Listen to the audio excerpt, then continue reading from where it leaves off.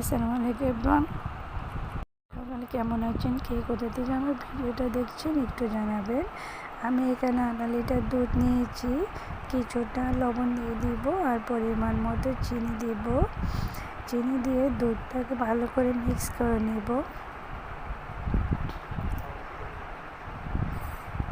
এরপর দিয়ে দিব কাস্টার্ড পাউডার, এগুলো দিয়ে ভালো করে মিক্স করে নেব। গোলাতে দিয়ে আমি ভালো করে এটা নেড়ে চেড়ে ঘন করে নেব। ঘন হয়ে আসলে নামিয়ে রাখবো। একটু ঠান্ডা হয়ে আসলে আমি এখানে আপেলগুলো দিয়ে দেবো, দিয়ে আমি এটা ফ্রিজে রেখে দেবো। খাবার আগে আগে আমি এটা নামাবো। ঠান্ডা ঠান্ডা পরিবেশন করলে অনেক মজা হয়। আর বাকি ফ্রুটসগুলো আমি খাবার আগে আগেই দিব। গরমের দিনে ফ্রুট কাস্টার্ডটা অনেক মজা। কার কার পছন্দ জানিয়ে যাবেন। ধন্যবাদ।